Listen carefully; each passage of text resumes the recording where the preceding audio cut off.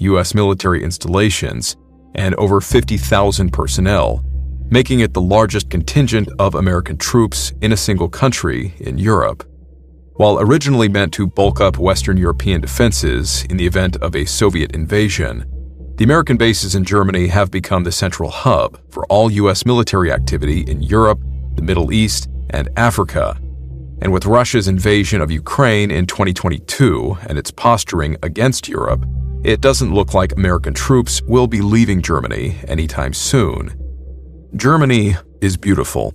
Unfortunately, I haven't been able to spend more than a few days traveling the country, but I know from my research and general experience that the culture, the food, the landscapes, all of it is very nice. Not to mention my growing appreciation for Germany's history dating back to the medieval period. So many of our modern fairy tales and children's stories come from Germany. And maybe there's a reason for that. According to German folklore, the forests and castles are home to all kinds of supernatural beings.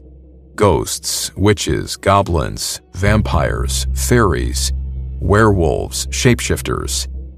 Even today, we might think many or all of these are just stories and nothing else, but they still give us the creeps.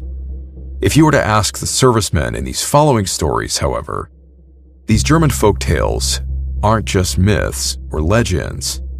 In dark, remote areas that these men found themselves training in, childhood nightmares suddenly became very real.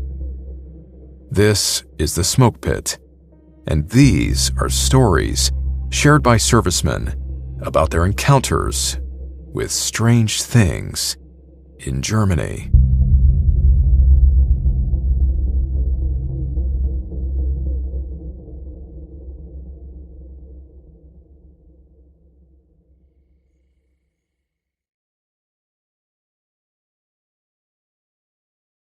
It begins here. From the director of It comes It, Welcome to Derry, the chilling new HBO original series exploring one of horror's biggest terrors, Pennywise the Clown. Set in 1960s Derry, Maine, the new HBO original series premieres Sunday, October 26th on HBO Max, and listen to the official It, Welcome to Derry podcast wherever you get your podcasts.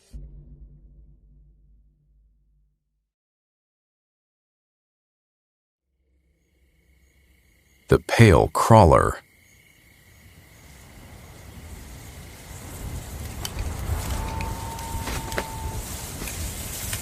Let's keep the white lights off. I don't want to give away our position too early. Roger that.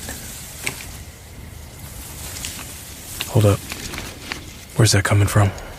Sounded like it was over there. 2 o'clock. Tree line. Might be a deer. If it's the sniper team, they are sloppy. Yeah, I'm not seeing anything on the nods. Switching to thermal. There it is. You see it? Yeah. Is that a person? What the hell is that? He's standing up. Sergeant, are we sure that's... Whoa! Wait. Where'd he go? Well, don't just stand there. Move. Let's go. Yes, Sergeant.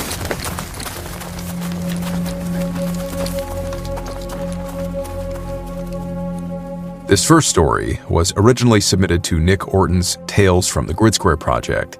An anonymous soldier with the U.S. Army shared an unnerving experience he had while in Germany. Located in Bavaria, the Grafenwohr Training Area, or simply the GTA, was first established by the German military in 1910. Coming under new management in 1945, it is now known as the U.S. Army's largest and most advanced overseas training facility. With over 232 square kilometers of live-fire ranges, maneuver areas, and barracks, the base is often teeming with activity, both military and apparently paranormal. I'm not sure if you've had anyone in Germany see weird stuff, but this is my story. A few years ago, deep in the forests of the Grafenwohr training area in Germany, members of our recon and sniper teams were conducting a nighttime training exercise. The objective was straightforward. One team would set up a hidden surveillance site, and hours later, around 0100, 0300, another team would try to locate them. I was on the tracking team that night. We drove in quietly, parked the GMV, and continued on foot down a narrow, silent road. Our eyes were scanning the darkness using NVGs, thermals, and white light. The area was thick with tension, but it was no different than any other late-night exercise. Well, until it wasn't. We'd been walking for a while when we heard rustling in the tree line off to our right. At first, we thought it might be an animal, or maybe even one of the snipers moving around for counter-recon. I flicked my NVGs to thermal, the screen flickered, warmed, it lit up. And I saw it. Something was there, in the tree line.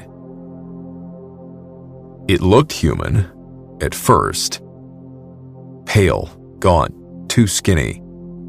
Its limbs were long, almost exaggerated, and it had the unmistakable posture of something trying and failing to mimic being human. As we approached, it stood upright, towering, slightly hunched, and motionless, just watching us.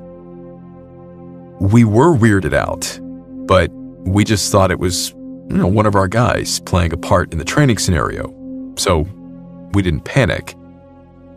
But then, without warning, this thing just turned and bolted into the woods. It moved fast, like inhumanly fast. Within seconds, it was gone, swallowed by the darkness. Probably more out of instinct than logic because of the training scenario, we took off after it. We chased it. Our boots are pounding through the underbrush as we are pushing deeper and deeper into the woods. And as we're running, out of nowhere, the night just explodes with a sound that I will never forget. It was a growl. A deep, guttural, just wrong growl. If I were to describe it, it sounded part human, but not. So, part human, part beast. Whatever it was clearly not friendly, all malice. And this growl stopped us dead in our tracks. We all heard it, we had all seen it. We knew then that this wasn't part of the training exercise. This thing was clearly some kind of animal or God knows what. We pulled out of there as fast as we possibly could. Later that night, we got in contact with the other team, the ones we were supposed to be tracking. They were nowhere near our position. In fact, they'd been operating on the complete opposite side of the training area, and no one else was supposed to be out there. What's even more creepy was that this apparently wasn't the first time this thing had been seen. We found out later that some of the other guys in our platoon had reported seeing this same pale, skinny, human-like creature the year before. No one believed them then. Everyone just figured they were sleep-deprived or playing it up for laughs, but now? I can't speak for the other guys, but after that night, I didn't doubt them. We're trained observers, recon and sniper teams. We don't jump at shadows. We know what we see. And we saw something that night on the GTA that none of us could explain.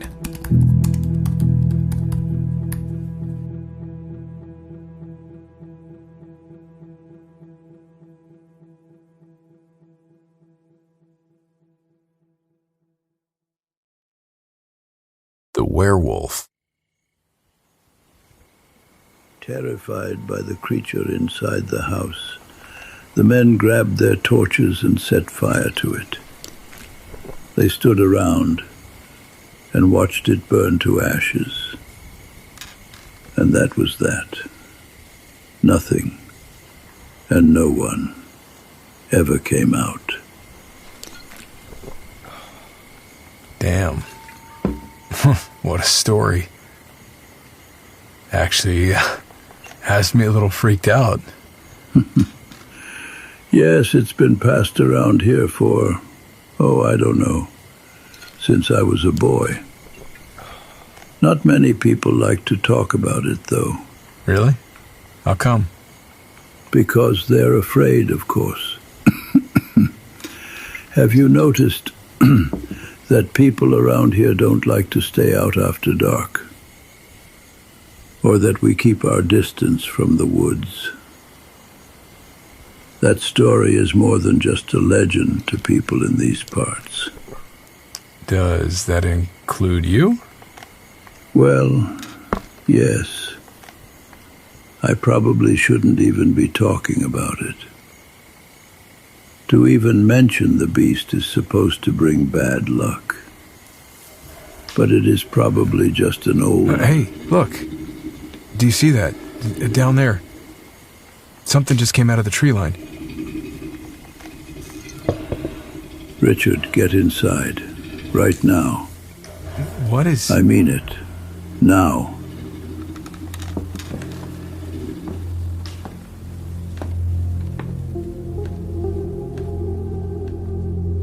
When I was reading the previous story about the Grafenvor training area, I couldn't help but notice striking similarities between the creature the soldiers saw and a creature commonly referred to as a rake or pale crawler. While they're typically associated with North American indigenous mythology, creatures similar to the pale crawler have also popped up in African, Arabic, Asian, and European folklore. The creature's personality and abilities vary between each culture, but what really struck me as interesting were the claims that some crawlers have the ability to shapeshift into human beings or various animals.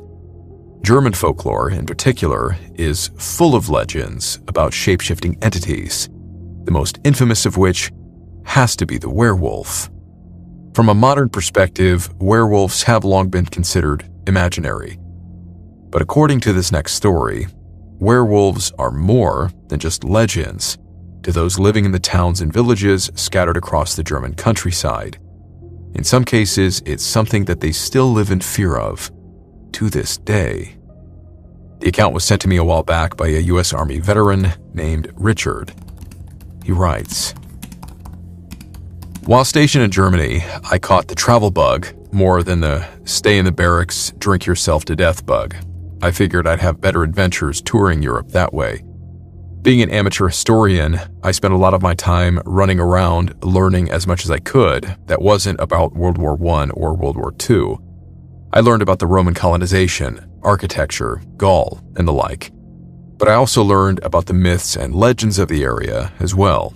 The usual stuff, monsters, myths, spooky castles. Hey, one in Europe, right? One afternoon, about midweek, I decided I wanted to go towards the city of Schwangau, where the fairy castle Neuschwanstein is located, or at least just outside of it. I figured I'd have a great time since it was winter, there were a lot of local festivals, parties, great food, and whatnot. I arrived and there was a light snowfall. I made it to the city and managed to relax a bit while I was there. I had the occasional Dunkelweissen beer and great food in the area I was staying at. I was staying at a local hostel. The hosts were a very nice couple who treated us well. I guess they appreciated that we weren't being jerks or, in their minds, typical Americans. That evening, I was on their balcony, which overlooks a small wooded area, and enjoying my host's company. This area I was in was a bit outside of town and more near the main highway or Autobahn. Some areas were well lit, others not so much. So, at some point in the conversation, my host asks me what brought me there.